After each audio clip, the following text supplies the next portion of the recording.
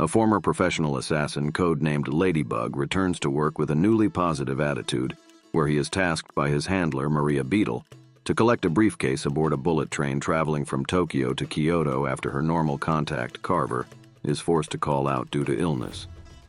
Unbeknownst to Ladybug, 3 other killers are on board: hitmen brothers Tangerine and Lemon, and deceptively innocent schoolgirl, the Prince. Tangerine and Lemon have been hired by White Death, head of the world's largest crime syndicate, who seized control of the Japanese underworld years before. Having recovered the crime lord's kidnapped son and the briefcase containing his $10 million ransom, the brothers are delivering both to Kyoto. The Prince summons another assassin, Yuichi Kimura, to the train, having pushed his young son off a building. With an associate at the hospital ready to finish the boy off, the Prince forces Kimura to cooperate with her plan, rigging the briefcase and Kimura's gun with explosives to kill White Death. Stealing the briefcase, Ladybug is forced to kill another assassin, the Wolf, who arrives seeking revenge for the deaths of his wife and his entire cartel, poisoned at their wedding. Realizing the briefcase is missing, the brothers find White Death's son dead by poisoning. The Prince leads Tangerine to believe Ladybug is responsible, while Ladybug attempts to negotiate with Lemon but is forced to subdue him. Ladybug runs into the Wolf's intended target, the Hornet, the poisoner who massacred his wedding, hired to kill White Death's son. She stabs Ladybug with a syringe of boom-slang venom, but he injects her as well, then saves himself with her only dose of anti-venom, and she dies instead.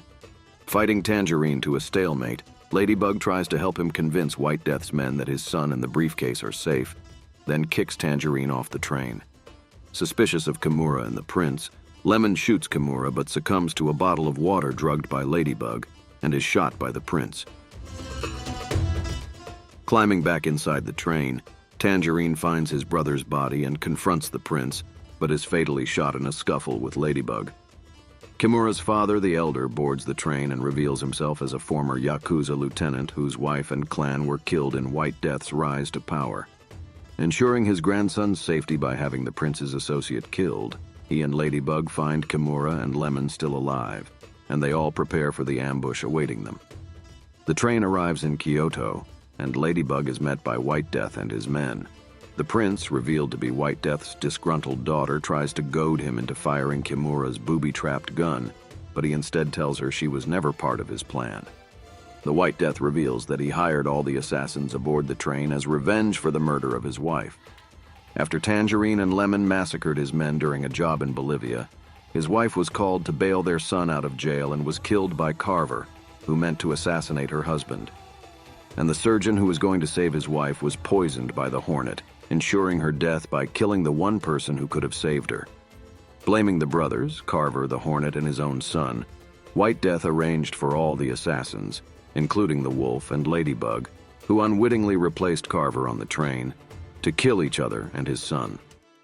Before White Death can kill Ladybug, the briefcase bomb is triggered, knocking them both onto the train, which Lemon sets back in motion. As the train speeds out of control, the Elder duels White Death while Kimura and Ladybug fight off his henchmen. Lemon tackles a thug off the train into the river below, and the train derails, crashing into a nearby town. Ladybug is held at gunpoint by White Death. He attempts to shoot Ladybug, but is killed himself when Kimura's gun explodes. Ladybug, Kimura, and his father are confronted by the murderous Prince, who is run over by Lemon driving a truck carrying tangerines. Maria arrives to rescue Ladybug, who has fully embraced a positive outlook on life.